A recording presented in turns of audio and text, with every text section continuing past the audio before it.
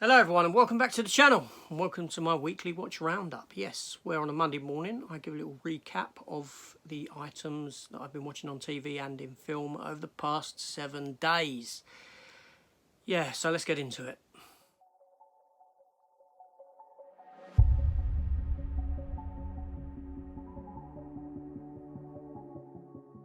Alright, yeah, so there isn't too much this week, to be honest. I'll come into why.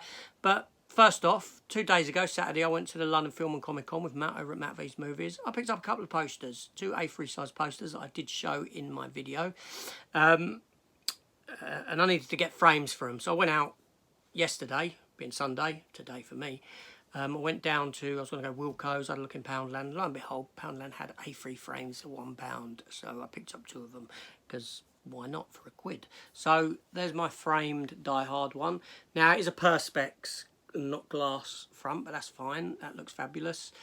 Like Los Angeles Times news report front page cover for the events of Die Hard. I really like that. Very good. It's going to look great up. And then secondly, my second one was a wanted by the FBI poster for the TV series Supernatural that I really like. I've got them all on Blu-ray. Just fantastic. I like that smouldering look by Dean Winchester in that photo. Brilliant. Fantastic. Wonder he's not eating in it. But yes, so those were the 2 pickups that I got from the Comic-Con. Very nice. Anyway, that's it. Leave that alone. Let's get into what I've watched. But before I do, hit the subscribe button if you haven't done so already. And at the end, let me know your thoughts on this stuff, that if you've watched it, or if not, what you've been watching and that sort of thing. So let's do it. TV or film first? Let's do film this time, because equal amount on both sides.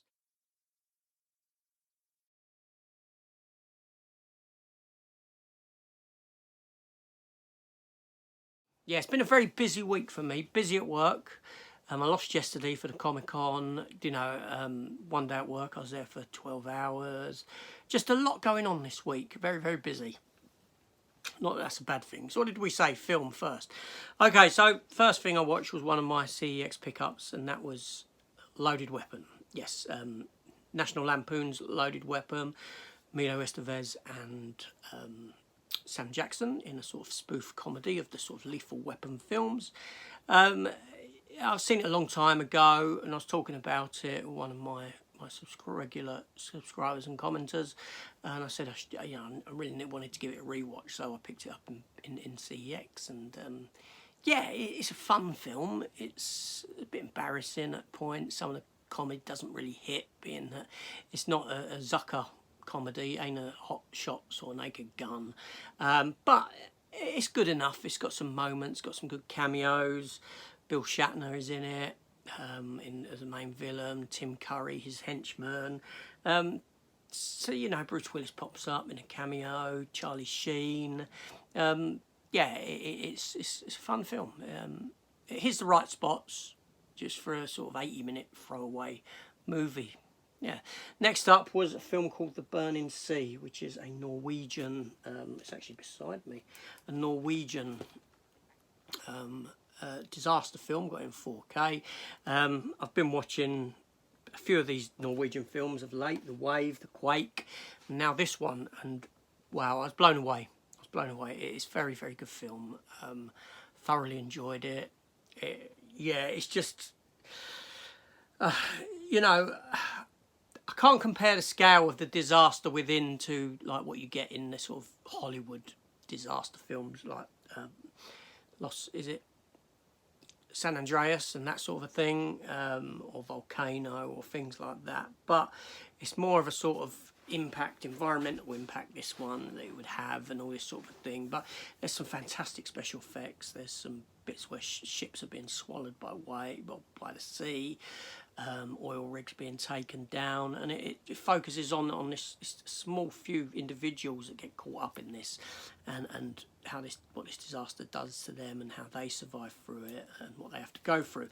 Now, what I came to realise while watching these films is what makes these films stand out against the Hollywood ones is that when you're watching a Hollywood film, you're watching a star, someone of star power, Dwayne Johnson, whoever it may be, Will Smith, in Jeff Goldblum in the events of a disaster.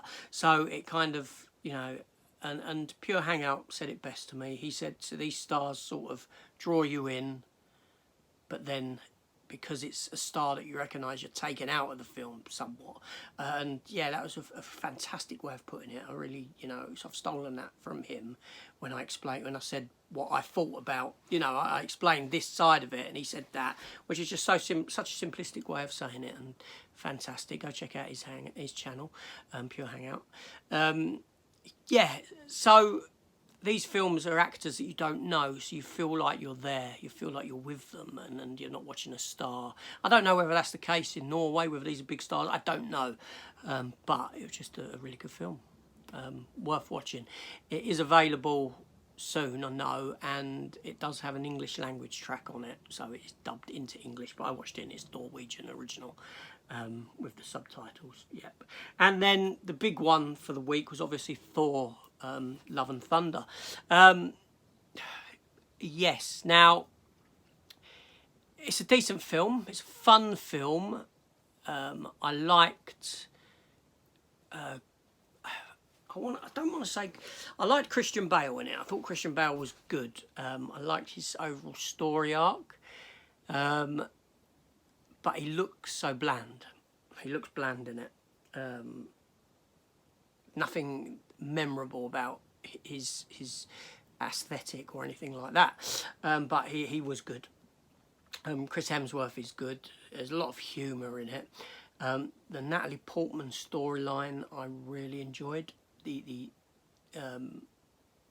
Her story throughout this film. I don't really want to say too much. I don't want to spoil it for anyone, but I liked what it done with her and the explanation as to how she got the Thor powers, how she got to wield Mjolnir, all that sort of stuff. It did work within the context of the film, yes. But I think that Ragnarok was very much lightning in a bottle in that, or no, not lightning in a bottle, because this film's got the same sort of humour. But when you watched Ragnarok, there was a freshness to it. There was this fresh vibe. There was this energy. And although this film does have that energy, you've lost the, you know, the originality, shall we say. It isn't fresh because you've seen it before.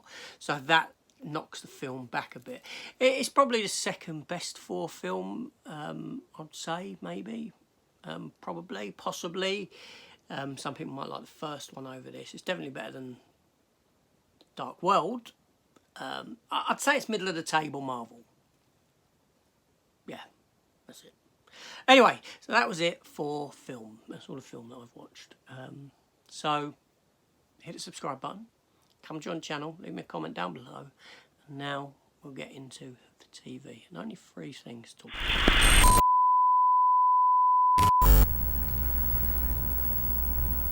Now, the first of which is the Orville. Yes, the Orville, episode 7 was this, I think. And it's a storyline about Gordon, you know, the ginger-haired pilot with a beard, the youngish one. He gets sent back in time, essentially, and ends up with the woman that he fell in love with a few seasons before through a hologram or whatever it may be. He gets trapped in the past and has a family with her, essentially, has children, and the crew of the Orville go in search of him, but they land 10 years later. And obviously he doesn't want to leave, he wants to stay there, but because he's breaking some sort of time travel directive, they're forcing him to leave. And what they essentially do is they travel back to 10 years prior when he first landed, and he knows they're going to do this because he openly tells them, or they openly tell him, I should say, that they're going to go back, they're going to take him from that, so this life he's got now will never have happened anyway, which is a very callous thing to do. And that's what they do. And I just thought, you know, for Ed Mercer, Captain Mercer and Kelly, number 1, Commander Kelly Grayson, I just thought that was a really nasty thing to do. Made him look really horrible. But yeah, it was a really good episode again. Past 2 weeks of this has been superb. Next up was Star Trek Strange New Worlds, which is its season finale, the last episode out of 10 for this first season, and it's season 1, episode 14 of the original series. I can't remember the title of the episode, Christ, but this episode is that from another perspective. This episode is sort of like Captain Pike being shown what would happen if his future doesn't come to pass, if he allows that not to happen, and the effects that will have on the Federation, on people that he knows, and all this sort of a thing. It was a decent finale. Yeah, what can I say? Fantastic series. Best Star Trek series in a long, long time. Really good, worth watching. And then another finale was The Boys. Yes, the final episode of The Boys. And again, I didn't realise this was coming to, 8 episodes had just flown by. And this season has really gripped me. The inclusion of Jensen Ackles, who I actually just showed on that poster, didn't I? Dean Winchester being in it as your soldier boy, who's essentially Captain America. What can I say? This show is it just blows me away. Now, I don't review this on a weekly basis because it would be too damn difficult for me to do. The characters are so multi-layered. There's so much going on, so much grey within the show, good, bad, indifferent. Yeah, within the characters, they're good, they're bad, it's just wonderfully written. And this show, if you ain't watching The Boys, then I highly suggest, if you can, jump onto it. It's a shame it's finished, but there we go. Anyway, so that was it. That was my weekly watch roundup. Those are the items that I've been watching this week. And let me know what you've been watching, and hit that subscribe button, and I'll speak to you all soon. I do reply to all comments, but they might be a bit quiet this week. Anyway, if not, I'll see you soon. Take care all, and goodbye.